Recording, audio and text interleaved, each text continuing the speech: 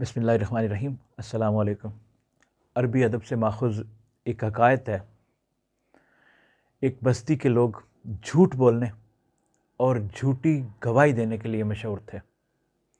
اس بستی کے ایک مرد اور ایک عورت نے خفیہ طور پر نکاح کر لیا۔ نکاح شریعت کے مطابق تھا۔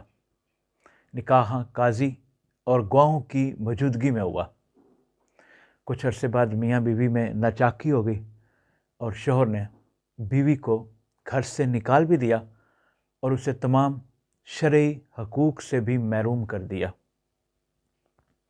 خاتون شہر کے قاضی کے پاس گئی اور بتایا کہ شوہر نے اسے گھر سے نکال دیا ہے۔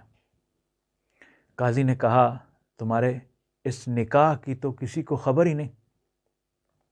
خاتون نے کہا کہ ہمارا نکاح شریعت کے مطابق ہوا ہے۔ قاضی نے پوچھا، کوئی گواہ ہے؟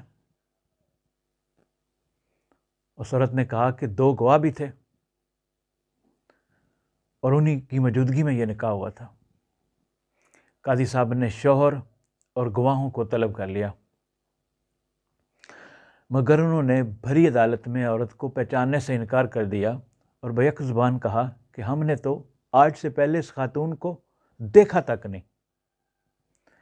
قاضی صاحب نے خاتون، شوہر اور گواہوں کو بیک وقت گہری نظروں سے دیکھتے ہوئے خاتون سے کہا، کیا تمہارے شوہر نے اپنے گھر میں کتے رکھے ہوئے ہیں؟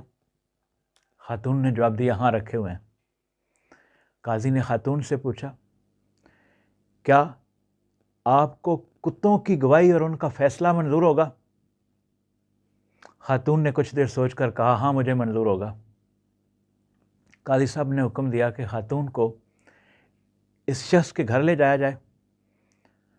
اگر کتے اس خاتون کو دیکھ کر اجنبی جان کر بھونکنا شروع کر دیں تو یہ عورت جھوٹی ہے، اور اگر کتے خاتون کو دیکھ کر گھر کا فرد سمجھ کر پہچان لیں اور استقبال کریں تو خاتون کا دعویٰ درست ہے اور شوہر اور گواہ جھوٹے ہیں، اور یہ خاتون گھر کی مالکن ہے۔ یہ حکم جاری ہوتے ہی قاضی صاحب اور عدالت میں موجود لوگوں نے شوہر اور گواہوں کی طرف بغور دیکھنا شروع کر دیا۔ ان کے چہرے خوف سے پیلے ہو گئے تھے اور ان کی ہوائیاں اڑی ہوئی نظر آ رہی تھیں اور جسم کپ کپا رہے تھے۔ فیصلہ ہو چکا تھا، کون سچا ہے کون جھوٹا ہے نکھر کے سامنے آ گیا تھا۔ قاضی صاحب نے سپاہیوں کو حکم دیا کہ ان سب کو گرفتار کر لو اور ان کو کوڑے لگاؤ، یہی جھوٹے ہیں۔ اور قاضی صاحب نے ایک تاریخی فقرہ کہا، بدترین ہے وہ بستیاں جن کے باشندوں سے زیادہ ان کے کتے سچے ہیں۔